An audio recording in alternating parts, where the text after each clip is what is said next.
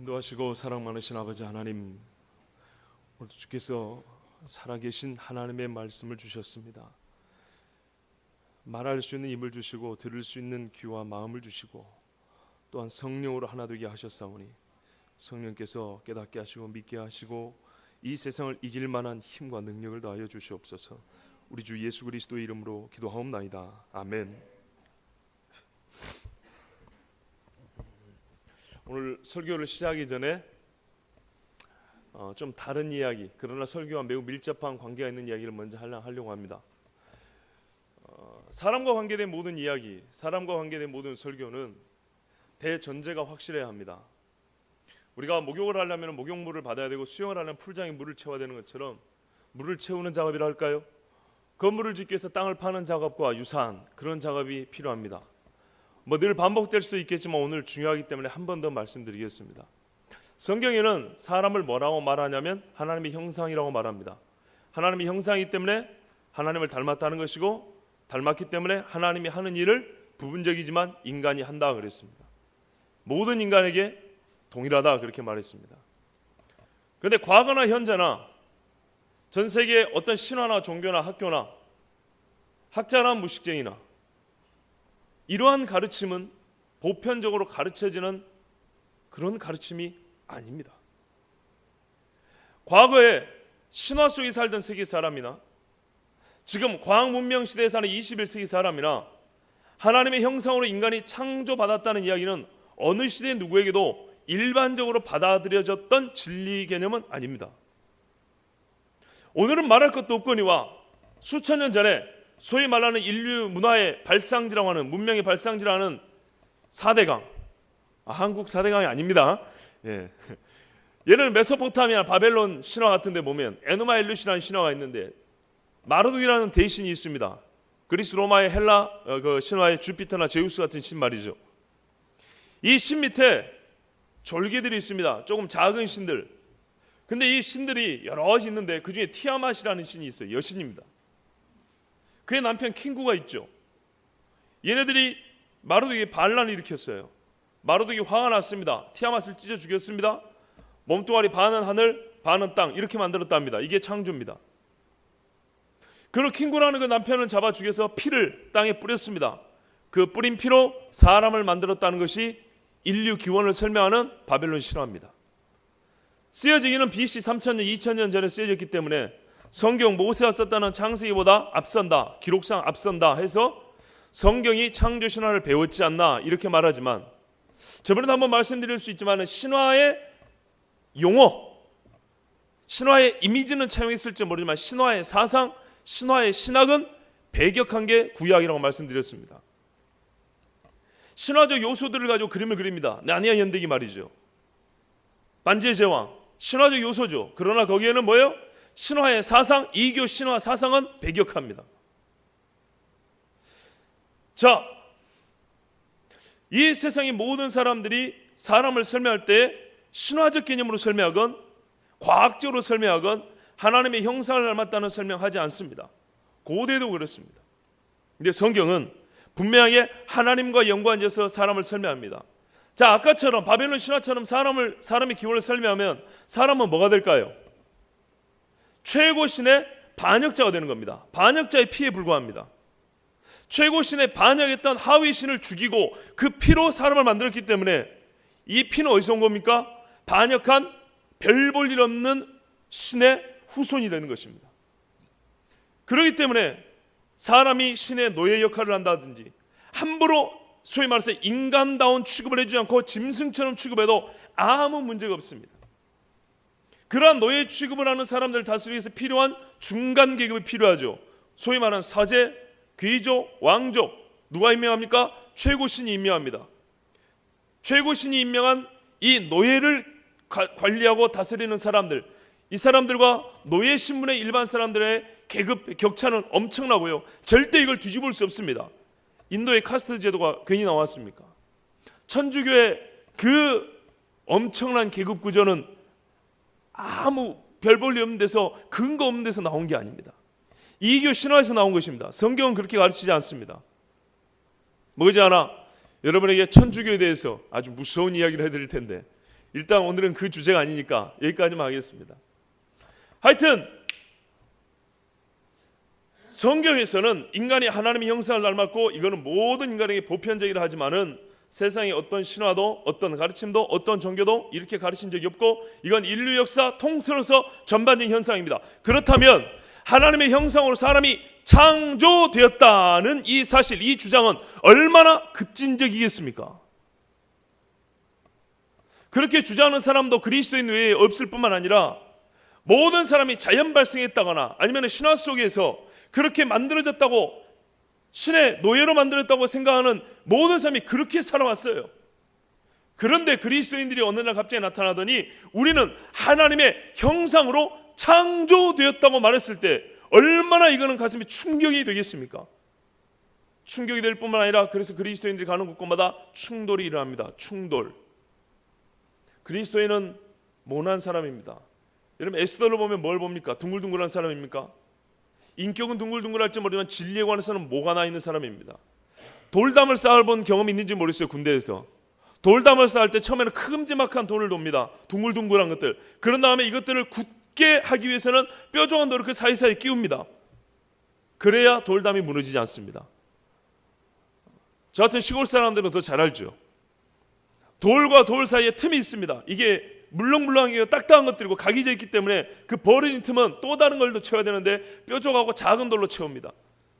뾰족한 돌이 없이는, 즉 진리를 가지고 뾰족하게 이 세상과 충돌하지 않고는 절대 이 세상의 거짓된 장막을 뚫고 나가지 못합니다. 인간에 대한 이 이해가 얼마나 많은 진리와 거짓을 가르는 기준점이 되는지 매우 중요한 것입니다. 이것을 논하지 않고 인간의 기원이 무엇이며 인간의 정체가 무엇인지를 말하지 않고 인간에 관하여, 인간 윤리에 관하여, 인간의 도리에 관하여, 인간의 미래에 관하여 논한다는 것은 기초가 없는데 건물을 세우는 것과 똑같습니다. 자, 오늘 여러분 보시다시피 동성애가 주제입니다. 그런데 저는 처음부터 동성애 주제를 말하려고 하지 않습니다. 그 전에 이 동성애를 둘러싸고 있는 더 큰 범주의 이야기, 마치 인간에 관한 윤리적인 문제를 언급하기 전에 인간이 누구인가를 먼저 말한 것처럼 동성애를 감싸고 있는 성에 관한 이야기, 그리고 그것을 창조하신 하나님의 그 창조 이야기, 이것을 먼저 하려고 합니다. 그래서 시간이 부족하기 때문에 여러분이 기대하는 바, 그래서 어떻다는 거야? 어떻게 적용을 해야 될까? 어떻게 반박을 해야 될까? 이 이야기는 준비는 해왔지만 다 하지 못할 수도 있습니다. 그래서 차츰 시간이 되면 하기로 하고, 오늘은 무슨 문제든지 간에 가장 중요한 정체에 관한 이야기, 그 문제 핵심, 이것을 함께 여러분의 하나님의 말씀을 통해 전하고자 합니다. 여러분, 일제 식민시대에 한국에서 태어난 일본 사람들, 일본 부모를 따라온 게 아니라 일본 부모 덕택에 조선에서 태어난 아이들이 있습니다. 이 사람들은 자기를 어느 나라 백성이라고 생각했을까요? 크게요, 일본 사람을 생각했습니다. 자기가 조선 땅에 살기 때문에 조선 사람을 생각하지 않았습니다. 이건 역사적인 사료가 있습니다. 해방이 됐을 때 조선 사람들이 다 기쁜 건 아니었습니다. 이미 식민지를 경험한 후에 태어난 식민 후 세대들, 어릴 때 크면서 자기가 일본 사람이라고 생각했을까요? 조선 사람이라고 생각했을까요? 주로 일본 사람이라고 생각했답니다. 왜 그럴까요? 그래서 해방이 됐었는데 해방이 돼도 얼떨떨했대요. 기뻐하지도 못하고. 어린애들 말이죠. 어린애들. 식민지도 초창기가 아니고 중반쯤 지나가면 우리나라 거리라든지 문화라든지 의복, 뭐 먹는 거, 교육 다 일본식으로 바뀌었잖아요. 그때 태어난 애들. 이 조선 땅이만 걸은 곳곳마다 일본 일장기가 꼽혀져 있는 것을 보고 큰 애들, 일본말로 배우고 일본말로 이름을 지었던 애들 말이죠. 해방됐을 때 10살 남짓한 애들이라고 예를 들어서 그렇게 좁혀서 얘기를 해봅시다. 그 애들은 해방이 됐을 때 해방이 뭔지 잘 알지도 못했고 기뻐할 이유를 찾지 못했다고 합니다. 곧 자기가 일본 사람이라고 생각했다는 겁니다. 여러분, 왜 그랬을까요? 분명히 틀린 일인데 왜 그런 일이 벌어졌을까요? 첫째는 같이 살고 있기 때문입니다. 일본 사람과 한국 사람, 조선 사람이 같은 장소에서 같이 호흡하며 살고 있기 때문입니다. 두 번째는 일본 사람들은 자기를 일본 사람이라고 가르쳤고 조선 사람들은 조선 사람이라고 가르침을 받지 못했기 때문입니다. 또는 가르치지 않았기 때문입니다. 두려워서. 매우 중요한 차이점입니다. 왜 여러분 가나안 땅에 들어왔지만 이스라엘 사람들에게 너희는 가나안의 토박이가 아니고 이 세상에 아무리 잘 먹고 잘 살아도 사도들이 너희는 이 땅이 고향이 아니고 왜 나그네와 거류민이라고 말했는지 아시겠습니까? 우리의 본향은 저 하늘에 있다고 말하는지 아시겠습니까? 왜 너희는 이방 땅에 거하지만 하나님을 믿어야 되고 왜 율법을 지켜야 되는지, 너희가 누구인지, 이스라엘이라는 이름이 무엇인지 하나님이 잊지 말라고 신명기에서 재차 2번 3번 반복하여 가르쳐 주신지 그 이유를 알겠습니까? 그렇지 않으면 자기가 가나안 사람인 줄 압니다. 역사서를 읽어보십시오. 성경에 사사시대와 왕정시대, 말로는 이스라엘 사람에는 그 정신과 그 문화는, 그 종교는, 그의 가르치는 교육은 전부 다 이방식입니다. 하나님이 그 땅에서 내뱉어 버리기까지 이방식입니다.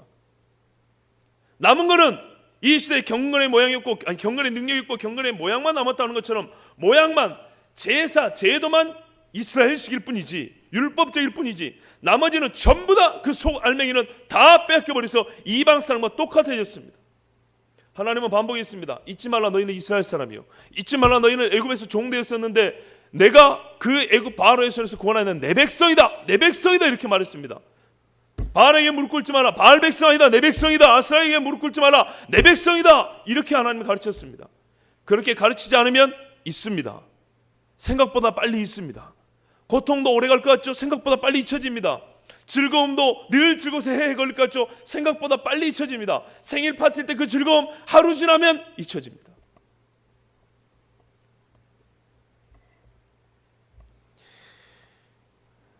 우리는 누구다라는 정체성을 잊지 않도록 하나님이 율법을 주시고 가르쳤습니다. 사도들과 그 전에 선지자들과 사사들을 통해서 가르쳤습니다.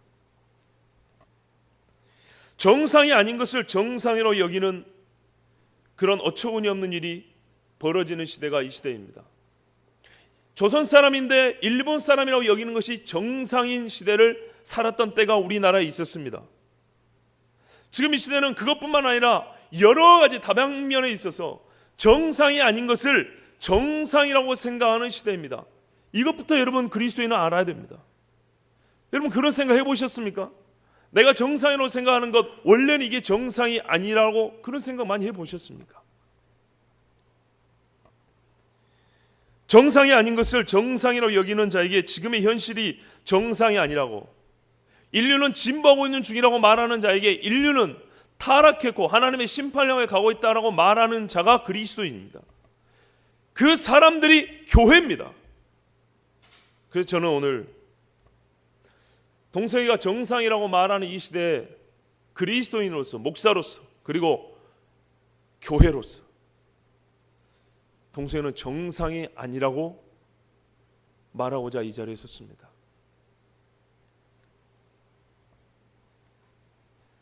사람들이 자주 접하다 보면 대부분의 행동은 정상으로 보이기 시작한다라고 게이 활동가인 마셜 커크라는 사람이 말했습니다.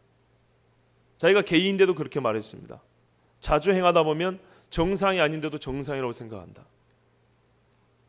들어보십시오. 성공해야 대접받는다. 남을 밟고서라도 네가 일어서야 한다. 예쁜 게 제일이다. 성형수술 뭐가 문제지? 하나님의 형상 같던 소리 하네. 사람은 다 진화의 산물이야. 골키퍼에다 골 안 들어가나? 돈만 벌면 되지. 남들이야 무슨 상관이야. 네 감정대로 해. 네 감정에 충실해. 새 것이 좋은 거야. 진리가 어딨어? 다 자기한테 좋으면 그만이지. 이 말들이 이 시대에는 정상으로 여기지는 말들입니다. 맞습니까? 흔하게 하고 말할 때 부담이 없고 다른 사람의 반박을 유발하지 않습니다. 보통 받아들여집니다. 정상으로 여겨지는 말들입니다. 자, 그리스도인 입장에서 이게 정상입니까? 그런데 이런 말을 얼마나 흔하게 들을 수 있습니까? 오히려 이와 반대되는 말을 얼마나 많이 들을 수 있습니까, 여러분? 정말 얼마나, 비율로 따진다면 몇 퍼센트나 이와 반대되는 이야기를 가르쳐지고 가르침을 받고 내가 말하고 듣고 그렇게 살아갑니까?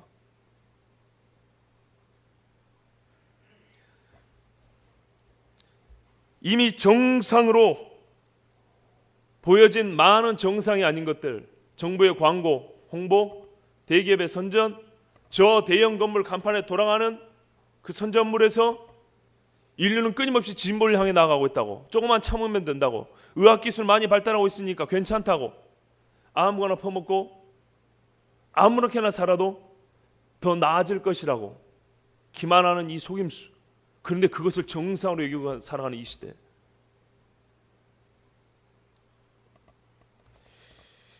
동성애도 마찬가지입니다. 동성애는 인류 역사상 정상이라고 보아진 적이 없습니다. 실제로 없습니다. 동성애가 없었던 건 아니가 있지만은 동성애를 정상이라고 말한 적은 없습니다. 여러분 중에 혹시 헬라 문학을 공부한 사람은 플라톤의 향연 같은 작품을 들면서, 그 향연 같은 작품에는 제가 대학교 1학년 때 읽어봤는데 거의 기억은 안 나지만 동성애가 주제입니다. 그때 당시 2000년 전, 2300~400년 전에 플라톤이 쓴 거니까, 플라톤 당시 시대 이야기니까 철학자들의 논쟁 이야기입니다. 그렇다면 그때는 이미 동성애를 정상으로 여겼던 거 아닌가? 아닙니다. 잘 읽어보세요. 동성애가 정상이라고 말하는 게 아닙니다.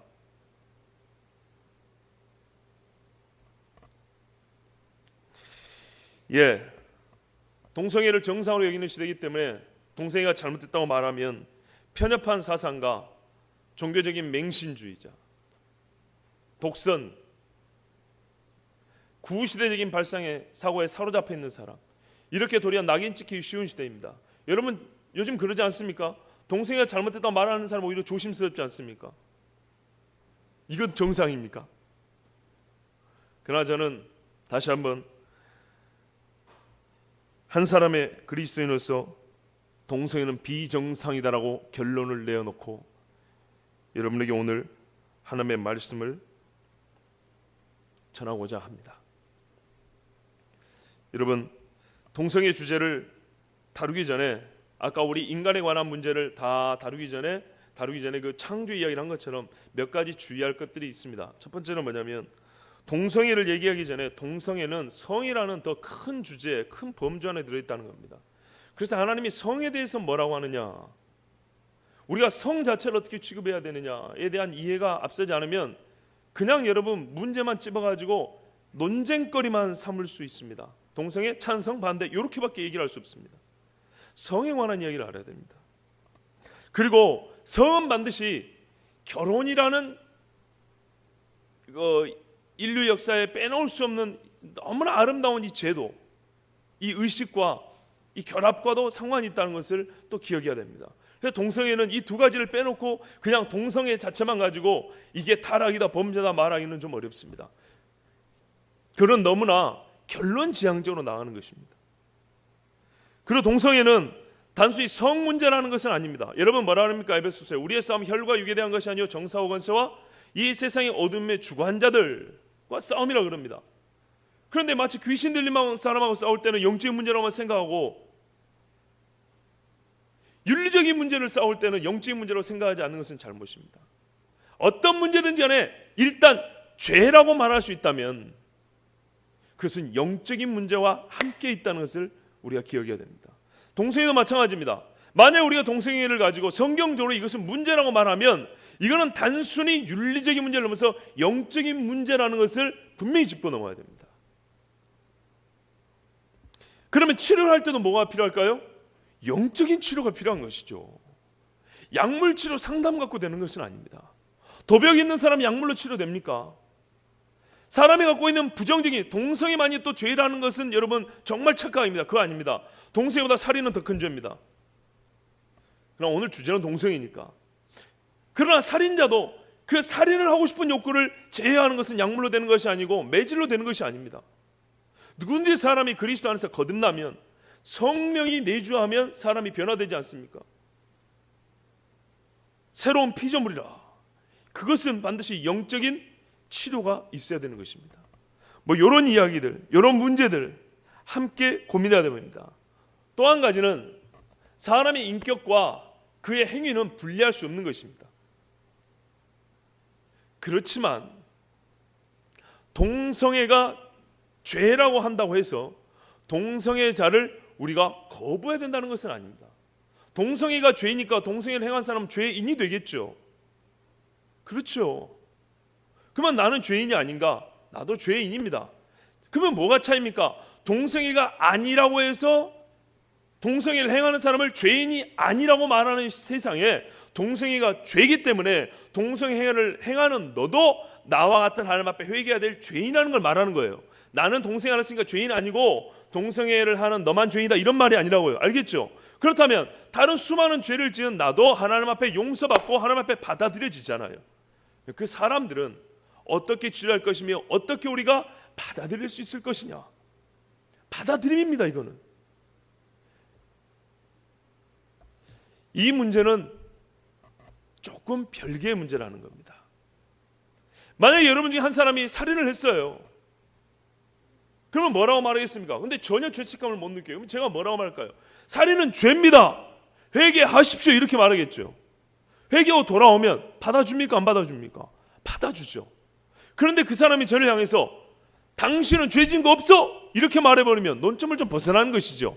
내가 죄가 없다는 것이 아니라 살인이 죄가 아니라고 여기는 당신에게 살인도 죄라는 걸 말해주는 거잖아요. 그죠?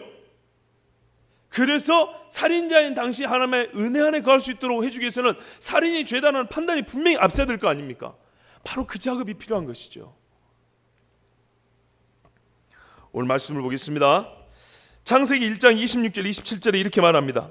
하나님이 자기 형상 곧 하나님의 형상대로 사람을 창조하시되 남자와 여자를 창조하시고 하나님이 그들에게 복을 주시며 하나님이 그들에게 이르시되 생육하고 번성하여 땅에 충만하라 땅을 정복하라 바다의 물고기와 하늘의 새와 땅에 움직이는 모든 생물을 다스리라 하시니라. 하나님께서 사람을 지으시되 남자로 여자로 만드셨습니다. 남자와 여자로. 처음부터 남자만 만든 게 아니고 여자만 만든 게 아닙니다. 그리고 둘 다 하나님의 형상을 닮았다 그랬습니다. 그런데 둘이 각기 따로 있을 때는 하나님의 형상을 갖고는 있지만은 완전하지는 않다 그랬습니다. 남자로서 완전해요. 여자로서 완전한데 사람이 행해야 될, 사람이 갖고 있어야 될, 남자가 여자가 아니라 사람이 갖고 있어야 될 완전함이 아니라 이 말입니다. 그 사람의 완전함은 둘이 하나 될 때 있다는 말입니다. 왜 그러냐면 하나님이 인간을 만드실 때는 사랑의 교제를 위해서 처음부터 만드셨기 때문에 그렇습니다. 인간에게서 그 사랑의 교제가 풍성히 나타날 때 인간을 만드신 하나님의 창조 목적이 성취될 뿐만 아니라 또한 인간이 가장 인간다우면서 인간 상호간, 즉 남녀 상호간에서도 가장 그 하나님의 창조의 아름다움을 볼 수 있고 느낄 수가 있습니다. 바로 이 성이라는 것, 남자와 여자의 다름, 남성과 여성의 성은 바로 하나님의 인간 창조, 인간 존재의 핵심에 들어있다는 것을 아셔야 됩니다. 무성으로 만든 게 아니라 성적 존재로 만들었다는 거예요. 이 성적 존재가 하나님의 닮음에 들어가고 이 성적 존재가 하나님의 창조를 온전히 이루는 핵심 요소라는 거예요. 그래야 이 성적 존재가 있을 때 뭐가 됩니까? 사랑이 가능하고 하나됨이 가능하다는 거예요. 하나됨. 남녀의 성과 여자의 성이 다르지만 이 둘이 하나 된 것이 이 성이 다르기 때문에 하나가 될 수 있다는 겁니다. 다르기 때문에 사랑이 더 뜨겁고 온전해질 수 있다는 얘기입니다. 여러분, 모든 신체의 각 부분은 고유의 기능이 있습니다.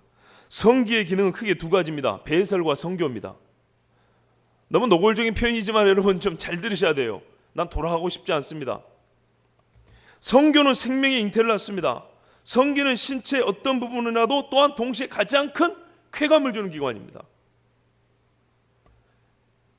그렇죠? 안 그렇습니까? 귀에도 성감대가 있고 쾌감이 있죠.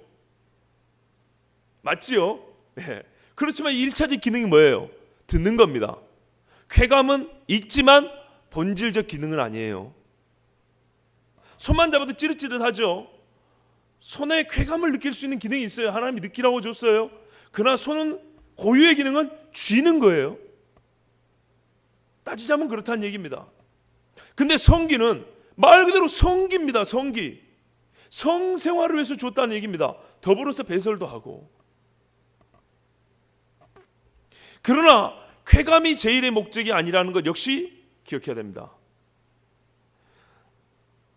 하나님께서 성기관을 사용할 수 있는 허락하신 경우가 언제냐면 부부의 잠자리입니다.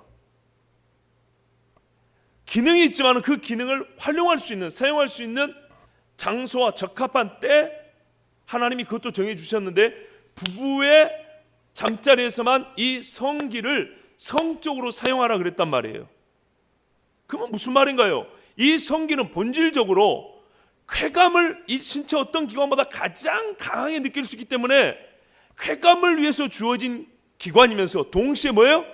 생명 잉태를 위해서 주어진 기능이라는 겁니다. 기관이라는 말입니다. 그러니까 고리타분에게 임신을 하기 위해서 아니면 성관계하지 마세요, 뭐 이런 구시대적인, 이거야말로 구시대적이고 제 잘못된 가르침이에요. 그거를 말하는 게 아니에요. 여러분 구약성경에 보면 신혼부부는요 1년 동안, 만약에 경원 형제가 지금 결혼했다 칩시다. 앞으로 신혼 1년은 군대 면제를 시켜줍니다. 율법이 그래요. 얼마나 좋은 법인지 몰라 율법이. 우리를 얽매 집안에 얽매여 놓는 법이에요.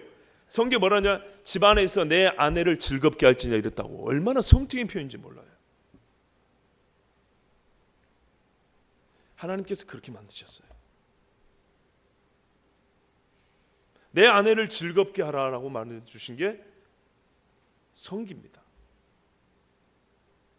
그런데 둘 사이에만 쓰게 되어 있는 거예요. 그 둘 사이에 고유하게 주신 하나님의 선물이 뭡니까? 생명 잉태입니다. 이 두 가지가 같이 중요한 거예요. 가장 본질적인 기능은 뭐냐면 생명을 잉태하는 겁니다. 바로 하나님의 형상을 닮은 것 중 최고가 뭡니까? 창조력입니다. 창조의 능력. 우리의 머리는 창조적 능력이 있죠. 창조력은 아닌데 창조적이죠. 창의력이죠. 우리의 신체 기능도 하나님이 창조하신 것과 같이 창조는 아닌데 거의 창조와 흡사한 행위를 할 수 있는 그런 하나님의 닮음이 있어요. 그게 뭡니까? 나와 닮은 또 하나의 생명을 낳게 하는 거예요. 이게 얼마나 아름답고 얼마나 귀한 능력이고 우리에게 주신 권능인지 모릅니다. 바로 그 일을 위해서 준 게 성기란 말이에요. 그 가장 아름다운 창조적인 역할을, 기능을 감당으로 준 게 성기란 말입니다. 가장 아름답기 때문에 하나님이 창조하시면 보기에 좋았더라, 아름답더라 그랬잖아요. 아름답다 그랬잖아요. 가장 아름다운 일, 가장 귀한 일이기 때문에 가장 즐거움을 주는 거예요. 즐거움. 육체적으로 너무너무 좋아, 너무너무 즐거워. 그래서 이 창조행위라는 것은 말이죠, 하나님의 창조적 질서 안에서 행하는 창조행위란 말이죠, 너무 복된 거예요. 너무 아름다운 거예요. 너무 행복한 거예요. 부끄럽지 않아요. 자랑스러운 거예요. 자식 새끼 낳고 부끄러운 엄마들 봤습니까? 그 자식을 낳기 전에 뭐 하는데요? 반드시 성관계합니다. 그런데 제 고등학교 다닐 때 목사님 아들인데 너무 얘가 거룩해. 자기 부모의 잠자리를 인정할 수가 없어. 자기가 그렇게 태어난 걸 인정할 수가 없어요. 그래서 제가 불렀어요. 이름이 생각이 안 납니다. 오래돼서. 제 인생의 딱 절반을 살았을 때 친구이기 때문에 불렀어요. 청소 시간에, 야, 너 너무 그러면 안 돼. 너희 부모님이 너를 낳기 위해서는 반드시 성관계를 한 거야. 이건 하나님이 주신 선물이야. 너 왜 그 아름다운 것을 죄악시하냐? 네 부모님 죄졌냐 그럼? 하나님이 남녀가 결합해 하나 되라 그랬어. 이게 하나님의 명령이야. 그리고 그게 인간에게 주신 최고의 복이야. 복. 하나님이 창조했잖아요, 그죠? 없는 걸 있는 걸로 만들었잖아. 자기를 닮은 인간을 창조했잖아. 바로 그것, 어릴 때니까 그렇게까지는 말을 못했지만 하여튼 바로 그것을, 너희 부모님이 너를 지금 낳은 게 바로 그거라니까. How beautiful. 얼마나 멋지냐, 얼마나 아름답냐. 근데 네가 왜 네 존재의 근원을 부정하냐 하면서 제가 이 친구한테 교훈한 적이 있습니다. 여러분, 성은요 창조적이에요. 성의 바른 정체성을 알기 위해서는 하나님이 창조했다는 걸 알아야 돼요. 창조하신 성이에요. 그리고 그 창조적 역할을, 기능을 감당하기 위해서 주어진 신체 중에 가장 고유하고 보배로운 기관이 성기예요. 그래서 제가 창조적 성이라고 붙인 겁니다. 이 양면적 의미가 있습니다. 그래서 가장 아름다워요. 그러므로 남녀의 결합이 부부관계를 얼마나 아름답고 귀한 영적 진리가 담겨져 있는지 예수 그리스도와 교회의 관계를 우리에게 가장 이해하기 쉽도록 설명해 줄 때 에베소 5장에 부부의 유비를 가지고 있어요. 유비는 내적 동일성, 유사성이 있을 때 이렇게 들어서 쓰는 비유의 방법입니다. 예수 그리스도와 교회 간의 관계를 설명하기 가장 좋은 것, 끌어다 쓰기 가장 좋은 이야기가 뭐냐면 부부관계였다는 거예요. 남편과 아내 이야기. 그러면서 성경이 이렇게 말합니다. 그러므로 사람이 부모를 떠나 그의 아내와 합하여 그 둘이 한 육체가 될지니 이 비밀이 크도다. 이 비밀이 크도다. 나는 그리스도와 교회에 대하여 말하노라. 아멘. 부부를 설명하기 위해서는 가장 좋은 도구가 뭐냐면 교회와 그리스도의 관계였고, 그리스도와 교회 관계를 이해할 수 있도록 가장 좋은 비유 이야기거리 뭐냐면 남편과 아내의 관계였어요. 그렇게 귀하고 아름답게 쓰여지는 게 부부관계입니다. 히브리서에는 뭐라 그럽니까? 너희는 혼인을 귀히 여기며 침소를 더럽히지 말라 그럽니다. 귀히 여겨야 될 것이 부부관계입니다. 오늘 본문에 18절부터 창세기 2장 18절부터 보면 여호와 하나님이 이르시되 사람이 혼자 사는 것이 좋지 아니하다 그랬어요. 온전하지 않다는 얘기입니다. 심미적으로 미학적으로 보기에 뭐가 삐뚤어졌다는 얘기가 아니고 그 본질에 있어서 아주 부족하다는 얘기입니다. 그러니까 하는 말이 깎아야 되겠다, 성형수술해야 되겠다 얘기한 게 아니고 돕는 배필이 있어야 된다 이렇게 말씀한 거예요. 돕는 배필, 아직도 부족하다는 얘기입니다. 온전함에게는 부족하다는 얘기입니다. 강시영지 알겠죠? 한국말 잘 이해되죠? 그렇죠. 한국말이 온전할 때는 누가 통역을 해줘야 되겠죠. 온전히 이해해야 됩니다. 그 다음에 20절에 보면 아담이 모든 가축과 공주의 새와 들의 모든 짐승에 이름을 주니라. 이름을 주는 관계예요. 주권자의 관계예요. 다스림을 받는 자의 관계예요. 이 관계로는 돕는 관계가 안 돼요. 아담이 돕는 배필이 없으므로 여전히 말합니다. 아무리 아담이 많은 피조물과 관계를 맺었지만 이거는 돕는 배필로서의 관계를 맺을 수 없다는 겁니다. 확인 끝났습니다. 여호와 하나님이 아담을 깊이 잠들게 하시니, 잠들매, 이건 방법이죠. 우리가 오늘 여기는 신경을 그리 많이 쓸 수가 없습니다. 그 갈빗대 하나를 취하고 살로 대신 채우시고 여호와 하나님이 아담에서 취하신 그 갈빗대로 여자를 만드시니 그를 아담에게로 이끌어 오시니, 아담이 이르되, 이게 중요하죠. 아담이 자기 부인에 대해 정확하게 그 정체를 이렇게 밝힙니다. 그것도 노래로, 인류 최초의 사랑 고백, 사랑 시로. 이는 내 뼈 중 이는 내 뼈 중에 뼈요 살 중에 살이라. 이것을 남자에게서 취하였은즉 여자라 부르리라. 야, 이 정도 고백하는 남자 있으면 결혼하면 돼요. 네. 보세요. 뼈 중에 뼈다, 살 중에 살이다. 제가 방년 35세 결혼식 주례를 한 거 아닙니까? 작년 3월 달에 결혼식 주례를 했습니다. 근데 이 본문을 얘기를 했거든요. 남편, 신랑에게 신부 손을 잡으십시오 그랬어요. 얼마나 행복한지 몰라요. 내가 주례하는데 이거거든요. 하나님의 이 창조의 이 언약, 이 결혼은 왜 중요하냐? 또 언약이기 때문이에요. 언약 개념을 이해할 때 이 바로 이 부부입니다, 여러분. 하나님이 모세를 통해서 시내산에서 언약을 세우시고 뭐라 그럽니까? 내가 네 신랑이다, 너는 내 신부다 그럽니다. 그래서 신부가 신랑에게 언약을 파기한 것을 돌이키기 위해서 호세아를 보낸 거 아닙니까? 호세아 선지자. 예? 그래서 이 시내산의 언약 관계를 결혼식이라고 묘사를 합니다. 성혼 선포. 손 잡으라 그랬어요. 신랑에게 따라라 그랬습니다. 당신은 바로 나입니다. 이 고백이 이거예요. 당신은 나입니다요. 내 뼈 중에 뼈요 내 살 중에 살이라는 것은 니는 나하고 나는 너 완전 똑같다는 얘기입니다. 그런데 차이가 또 있습니다. 보십시오. 이게 중요한 거예요. 이게 인간의 남녀의 동등을 말하지만 차별 아니라 차이가 있어요. 이를 남자에게서 취하였은즉 여자라 부르리라. 나는 남자, 너는 여자, 이거예요. 근데 여자인 너는 내 뼈고 내 살이에요. 높고 낮음은 없어. 그런데 달라. 그러면 이 다름이 뭘 위해서 존재한 거라고요? 결합을 위해서 존재했다고요. 아담에게 돕는 배필을 필요했다고요. 즉 연합이란 말이 부족해. 결합, 하나됨을 위해서 분리가 된 거란 말이에요. 알겠시겠죠? 재결합입니다. 그랬을 때 온전한 인간, 온전한 하나님의 형상으로서 이 사람이 이 땅을 살아갈 수 있다는 말입니다. 생육하고 번성하며 모든 피조물에게 하나님이 창조해 주심을 가르쳐주며 하나님께 예배하고 경외할 것을 선포하는 자로서 사역을 감당할 수 있다는 얘기입니다. 이게 부부예요.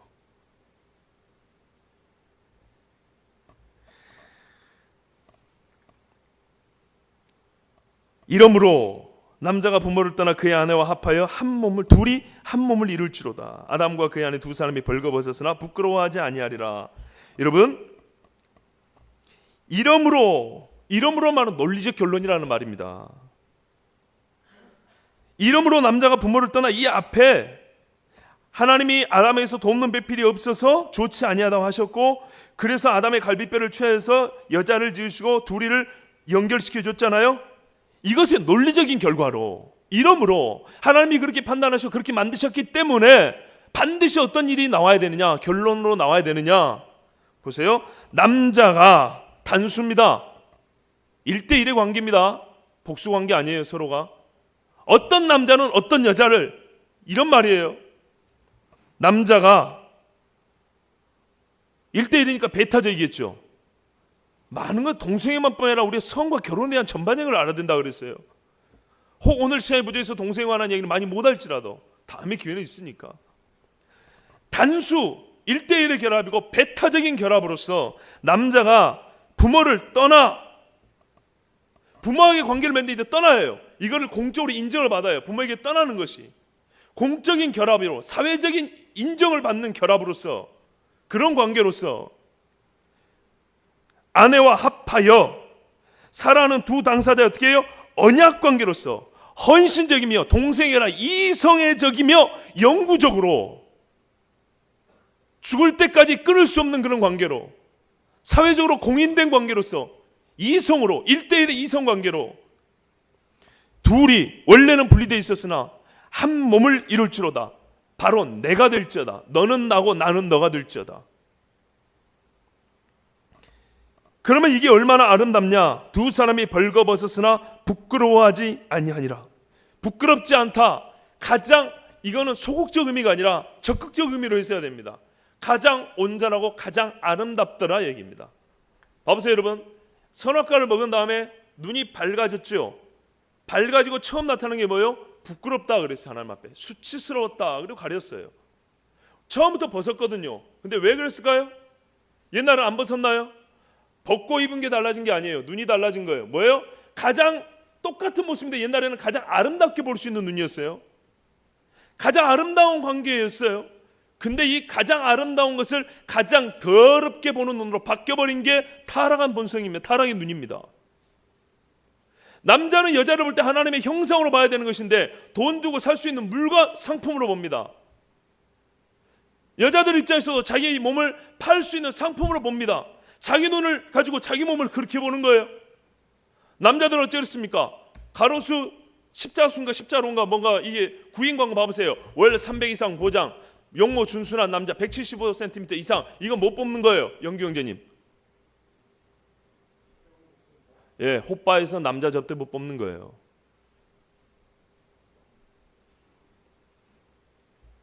성은 하나님이 그렇게 보고 그렇게 취급하러 준 게 아닙니다. 부끄러움입니다.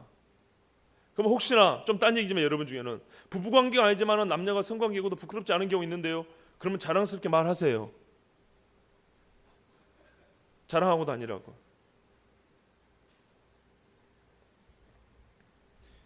자기 양심이 합니다. 뭐가 안 부끄러운지 아십니까? 약속된 관계는 안 부끄럽습니다. 언약 안에 있는 관계는 안 부끄럽습니다. 하룻밤 자고 헤어지는 관계는 깨림칙하고 드러내기가 부끄럽고 불편합니다. 자랑스럽지 못합니다. 자기 양심이 합니다. 본성이 합니다.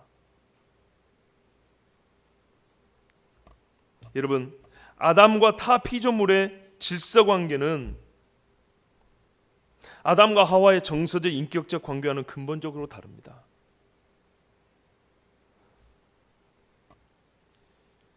남성과 여성은요 각기 고유한 성의 아름다움을 갖고 있습니다.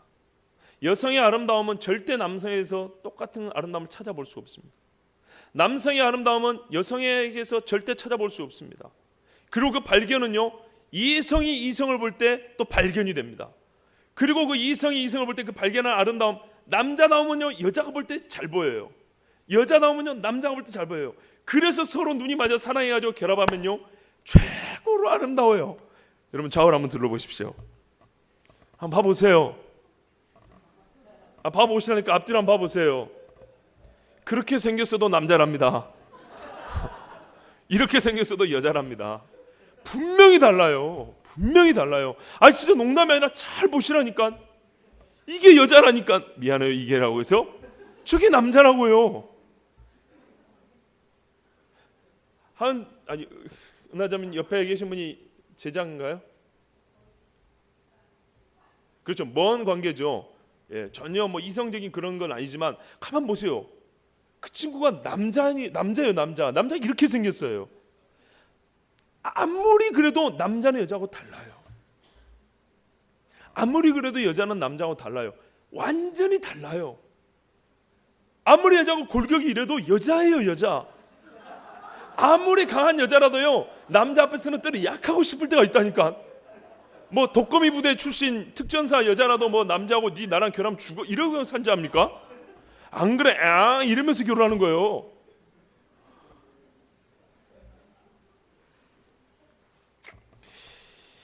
이 가장 아름다움, 이성에게서 발견할 수 있고 이성의 눈을 가지고만 발견하는 그 아름다움이 남성에게 있고 여성에게 있어요.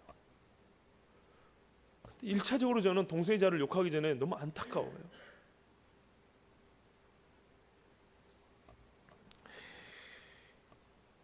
고린도후서 6장 이렇게 말합니다. 너희 몸에 대해서 성경이 이렇게 말합니다. 그리스도의 지체인 줄 알지 못하느냐? 내가 그리스도의 지체를 가지고 창녀의 지체를 만들겠느냐? 창녀 결코 그럴 수 없느니라. 창녀와 합하는 자는 그와 한 몸인 줄 알지 못하느냐? 성경 어디에도 한 몸이라는 이 말을 다른 데서 쓰지 않아요. 성결합에서만 씁니다. 그만큼 성결합은요 고유하면서 독특한 진짜 어떤 말 아까 말했죠. 창조의 핵심을 가지고 있다. 핵심을 담고 있다 그랬잖아요.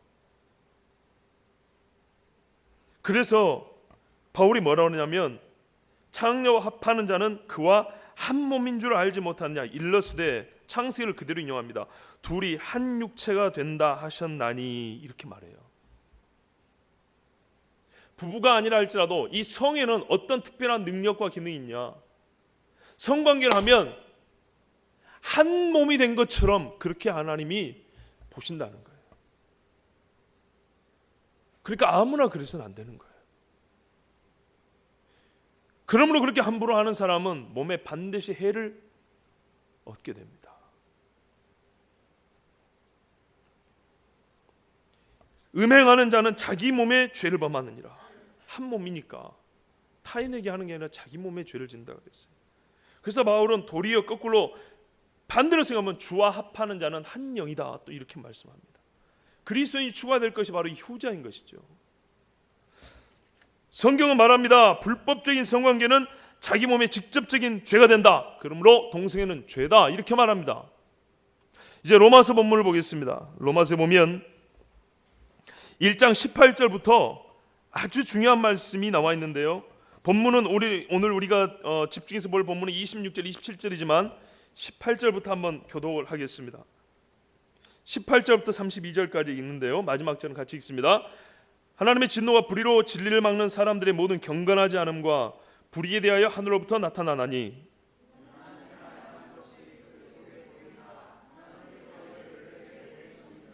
장소로부터 그의 보이지 아니하는 것들 곧 그의 영원하신 능력과 신성이 그가 만드신 만물에 분명히 보여 알려졌나니 그러므로 그들이 핑계하지 못할지니라.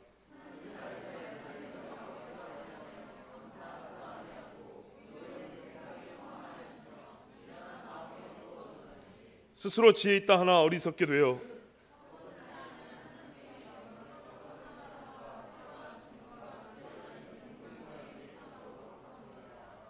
그러므로 하나님께서 그들을 마음의 정욕대로 더러움에 내버려 두사 그들의 몸을 서로 욕되게 하게 하셨으니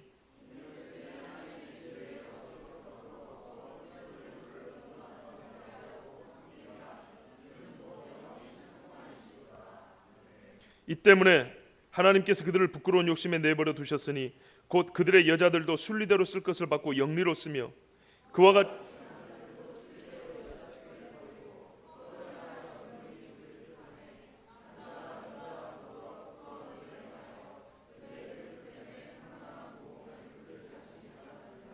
또한 그들이 마음에 하나님 두기를 싫어하며 하나님께서 그들을 그 상실한 마음대로 내버려 두사 합당하지 못한 일을 하게 하셨으니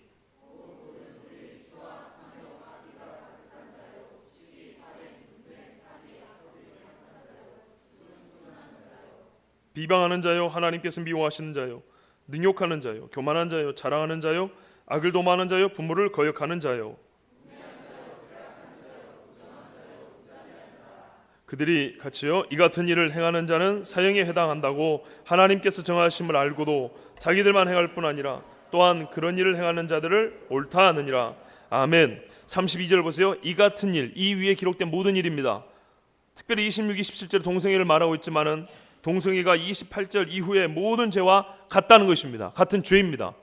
이 같은 일에 들어가는 동일한 죄는 죄입니다. 그런데 이 모든 죄에 대하여 하나님이 뭐라고 정하셨냐면 사형 이렇게 정하셨습니다. 그런데 사람들은 뭐라고 하냐? 알다고 합니다. 그 일을 알고도 자기들이 행하면서 또 많은 자기 편들을 만드는데 괜찮다, 옳다 이렇게 말한다고 합니다. 그 죄를 행하는 사람들 보고 괜찮아, 옳아, 정상이야 이렇게 말하면서 하나님이 틀렸어, 죄야, 사형이야 말한 것을 거역한다고 말합니다.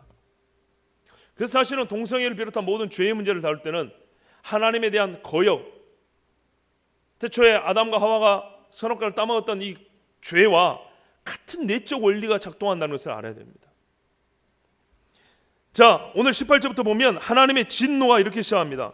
하나님의 진노가 불의로 진리를 막는 사람들의 모든 경건하지 않음과 불의에 대하여 하늘로부터 나타난다 그럽니다. 그 모든 경건하지 않음과 불의는 32절에 이 같은 일이란 것처럼 그 중간에 들어있는 모든 것들입니다. 왜 하나님이 진노하시냐? 하나님을 알만한 것이 그들 속에 보였기 때문입니다. 그렇죠. 하나님을 알되 이렇게 돼 있죠. 어디입니까 여러분? 하나님을 알되 왜 제 눈에 안 보이죠 갑자기? 21절에 나왔죠. 하나님을 알되 그랬죠. 그런데 사람들이 이 하나님을 알만한 것이 보였고 실제로 알면서도 부인했어요. 감사하지 않았어요. 그 허망한 악한 생각으로 미련한 마음으로 썩어지지 않은 본질상 썩어지지 않은 하나님의 영광을 온갖 사람과 짐승과 버러지 형상, 옛날 번역은 버러지라고 되어 있어요. 버러지 형상으로 바꿔버렸어요. 왜 우상을 세운다고요? 골로새 3장 5절의 말씀 탐심고 우상 숭배니라. 만만한 우상 세워놔야 자기의 말을 그 우상이 주입한 다음에 다시 들어서 그 우상 신의 권위를 갖고 지 마음대로 살 수 있기 때문입니다. 이게 바로 독일 철학자 포이에르바하가 말한 인간의 자기 투사로서의 신입니다. 자기가 하고 싶은 것 하고 싶은데 누가 권위를 부여해줘야죠. 그래서 신을 만든다는 겁니다. 그리고 그 신의 입에다가 자기의 말을 담아줘요. 그 신의 계심내 하고 받습니다. 사실은 자기 말인데 권위는 신의 권위죠. 사실은 자기 말인데 인간이 다 자기 욕정을 채우고자 신을 만든다는 거예요. 기독교도 마찬가지다 이렇게 말했습니다. 기독교는 그렇지 않지만 일반 우상 숭배에 대한 그 파악, 이 통찰력은 맞습니다. 오늘 본문도 그래요. 사람들이 하나님의 영광을 바꾸어서 자기의 탐심을 누리려고 우상으로 싹 바꿨다 그랬습니다. 그래서 하나님은 결론적으로 진노하셔서 심판하신다 말씀합니다. 하나님 앞에서 불의를 행했기 때문입니다. 근데 이 불의를 행한 데서 하나님이 진노하시고 심판하시는데 이 심판의 현세대적 표현, 즉 영원한 천국과 지옥에 이르기 전에 이 시대에 있어서 하나님의 심판이 드러날 때는 어떻게 드러나냐? 오늘 본문은 버림이라고 말합니다. 버림, 내버려 둔다는 겁니다.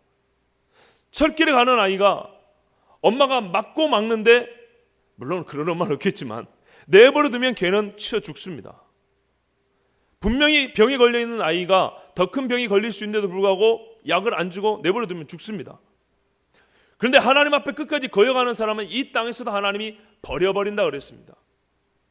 보호를 안 해줍니다. 지켜주지 않습니다. 그 마음이 지 마음대로 가라고 내버려 줍니다. 여러분 잘 보세요. 제가 대학교 다닐 때요, 얼마나 경건한 청년입니까? 경건한 청년 아닙니까? 경건한 청년. 그런데 때로 말이죠, 도서관에서 공부하다가 에이씨 안 해. 그리고 밖으로 나갑니다. 그러면서 마음에 무슨 생각 든지 압니까? 될 대로 되라. 제가 이미 10몇 년 전에 제 입으로 고백한 것 때문에 이건 거짓말 아닙니다. 제 옆에 친구들한테 그랬습니다. 혹은 선배한테 그랬어요. 내가 지금까지 지내오면서 가장 내 자신이 위험하다고 생각할 때는 내가 무슨 나쁜 일을 해야지 하고 작정할 때도 있지만, 그거보다 더 위험할 때는 내 스스로 작정하기를 될 대로 되라, 이렇게 스스로 마음을 먹을 때 죄도 훨씬 쉽게 짓고 내 몸을 아무데나 쓰레기통에다 던져버리는 것과 같이 그렇게 살아가더라. 하나님이 버려버리는 거예요. 될 대로 되라고, 네 마음대로 하고 싶은 대로 하고 버려버리는 거예요.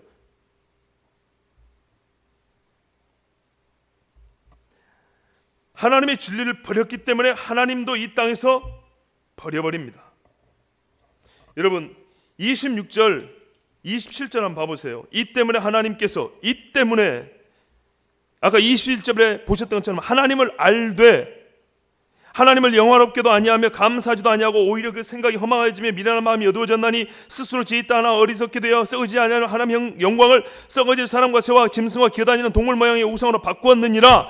이것 때문에 모든 죄가 계속 파생된다는 거예요. 근본적으로 하나님을 알지만, 하나님을 알 수 있지만 하나님을 그 마음에서 제해버렸기 때문에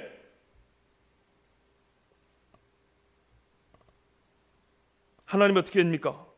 부끄러운 욕심에 내버려 두셨으니, 사람이 부끄러운 욕심을 갖고 있는데 하나님이 제어해 주지 않습니다. 내버려 둬버립니다.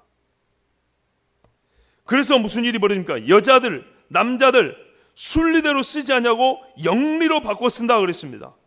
뒤집어서 써버린다고요. 거꾸로 쓴다는 얘기입니다. 모자는 뒤집어서 쓰면 얼마나 어색하고 사람들이 이렇게 말할 겁니다.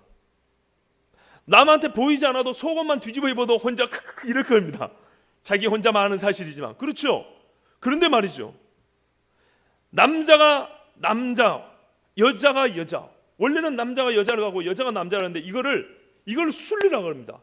여기 순리는 뭐냐면요, 사람들이 만든 문화적으로 적합하다 이게 아니고, 요즘 우리 시대가 말하는 정사회라는 말이 아니고 하나님의 창조 질서에 맞다 이런 말입니다. 순리는 영리라는 말은 하나님의 창조 질서에 거스른다는 말입니다. 그런데 하나님을 마음에서 버려버리고 하나님이 그래 네 마음대로 해봐 하고, 그래 네 마음대로 할 때 네가 어떻게 되는지 한번 보자고 냅둬 버리니까 어떻게 됩니까? 순리대로 가는 것이 아니라 자꾸 뒤집어 간다는 말이에요. 뒤집어가.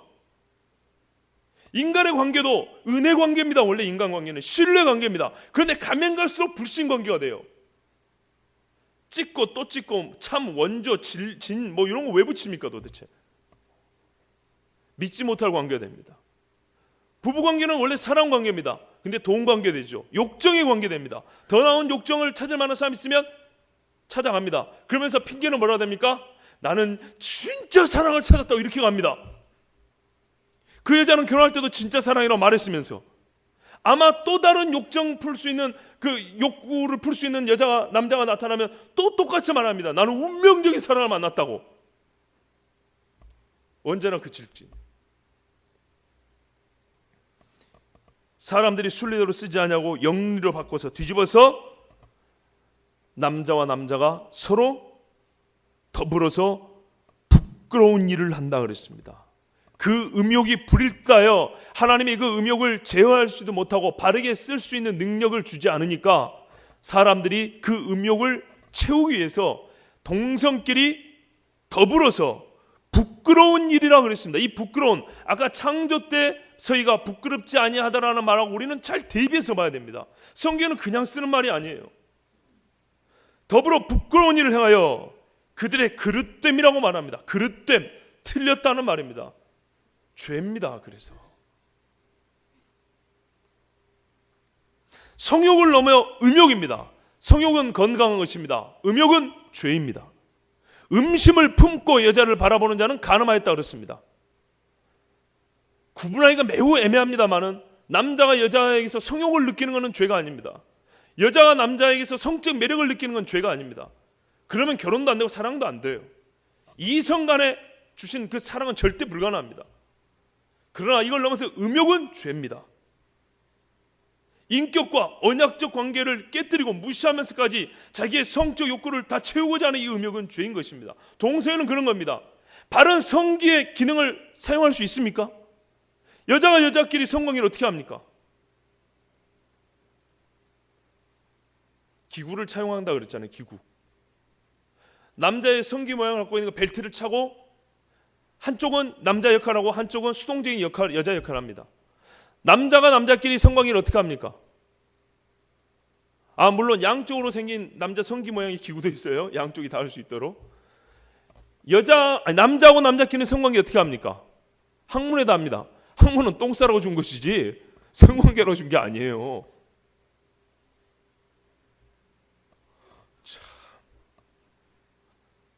그럼 입으로 똥을 싸지요? 그걸 바꿀 것 같으면 사람 신체에 고유한 기능이 있단 말이에요.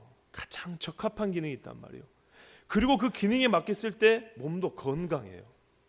안전하고 마음도 평안하고.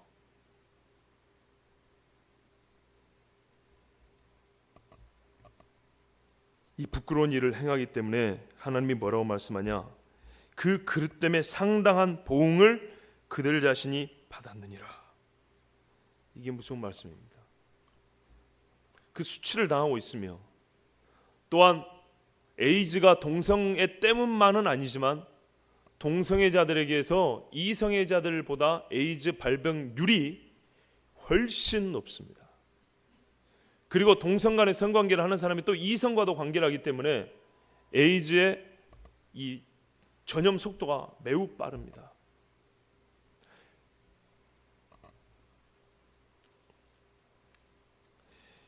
여러분, 오늘 준비한 설교 반밖에 못 했는데 다음 시간에, 다음 주가 아니고 그 언젠가 다음에 다시 한번 나머지 이야기를 하도록 하겠습니다. 이 동성애자들이 주장하는 바가 있습니다. 한 10가지 정도로 제가 준비를 해왔어요. 왜 우리를 욕하냐? 우리는 정상이다. 내지는 우리하고 에이즈하고 우리하고 결혼하고 우리하고 이혼하고 무슨 상관이냐? 성경은 동성애를 찬성한다. 그리고 인류 문화에 있어서 동성애는 정상이었다. 이런 주장들이 있습니다. 거기에 대해서 한 10가지 제가 반박을 써갖고 왔는데 이걸 듣는 것보다 예배 시간이 길어지는 걸 훨씬 더 싫어하시더라고. 그래서 오늘 여기까지 하겠습니다. 여러분, 성경에는 이렇게 말합니다. 이렇게 죄를 지은 자, 불의한 자는 하나님의 나라를 유업으로 받지 못할 줄을 알지 못하느냐. 그들에게 상당한 보응이 결론적으로 이겁니다. 불의한 자는 하나님의 나라를 유업으로 받지 못할 줄을 알지 못하느냐. 미혹을 받지 말라. 음행하는 자나 우상을 숭배하는 자나 간음하는 자나 탐색하는 자나 남색하는 자나 도적이나 탐욕을 부리는 자나 술 취하는 자나 모욕하는 자나 속여 빼앗은 자들은 하나님의 나라를 유업으로 받지 못하리라. 아멘. 이거예요.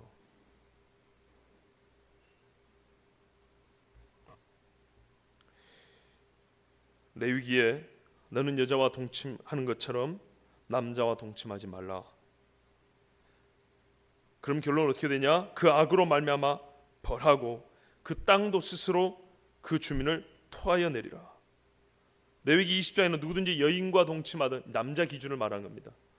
남자와 동침하면 둘 다 가증한 일을 행함인즉 가증이다 그랬어요. 반드시 죽일지니 자기의 피가 자기에게로 돌아가리라. 레위기도 사형이다 그랬고 로마서도 사형이다 그랬어요. 이 땅에서는 우리가 비록 동성애자를 갖다 목을 칠 수는 없습니다. 그건 우리에게 주어진 권한이 아닙니다. 그러나 하나님께는 반드시 이거는 사망에 이르는 죄라는 겁니다. 중간을 다 빼고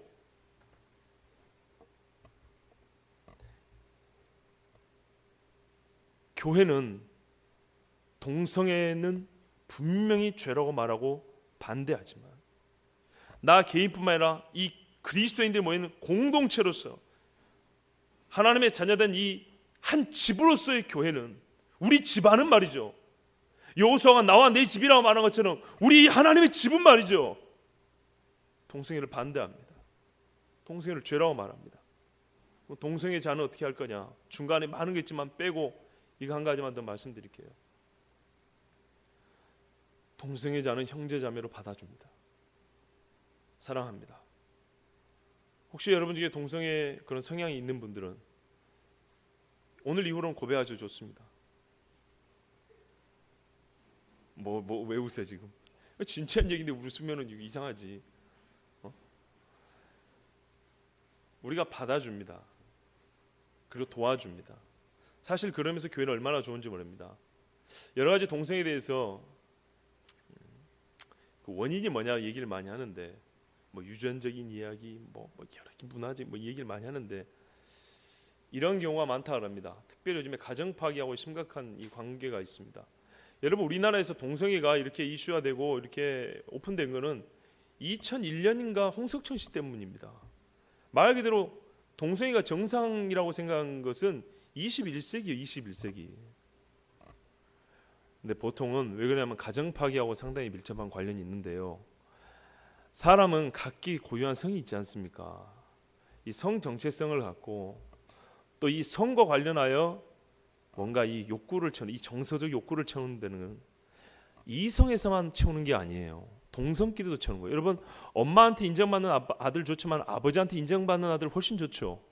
그건 아빠한테 맞는 거예요. 동성애는 아버지한테 맞는 게 있다고요.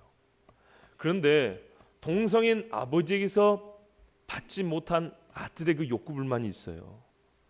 동성애는 어머니에게서부터 채워져야 될 여자로서 딸이 받아야 될 정서적인 그 빈자리가 있어요. 이것들이 사실은 동성애에게서 그것들을 채우려 하는 욕구를 유발시키는데 큰 영향을 미친다고 그럽니다. 무슨 게이 유전자니 이런 건 말도 안 되는 거고, 뭐한 이상한 것만 생각하면 전부 다 유전자 타령하는데, 참 하여튼 여러분, 교회는요 동성애를 반대합니다. 그러나 동성애자는 수용하고 사랑합니다. 형제자매로. 트랜스젠더 수용합니다. 잘했다는 게 아니고 사람으로서 형제자매로 받아줍니다. 사랑해줍니다. 그리고 성 정체성을 다시 회복할 수 있도록 가장 도울 수 있는 데도 교회보다 좋은 데가 없어요. 교회 형, 동생, 언니, 오빠 얼마나 많아요. 친형제자매끼리도 말하지 못하면서 교회 형제자매에서 얻고 주기도 하는 것들, 채울 수 있는 것들이 얼마나 많습니까? 참 교회는 종합병원보다 나아요. 얼마나 참 아름다운 공동체인지 몰라요.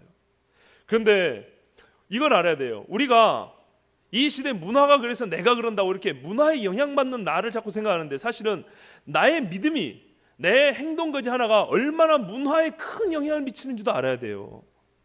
우리가 이런 문제를 다룰 때 꼭 이 시대 문화가 그래서 이제 교회도 이렇게 말해도 틀렸어요.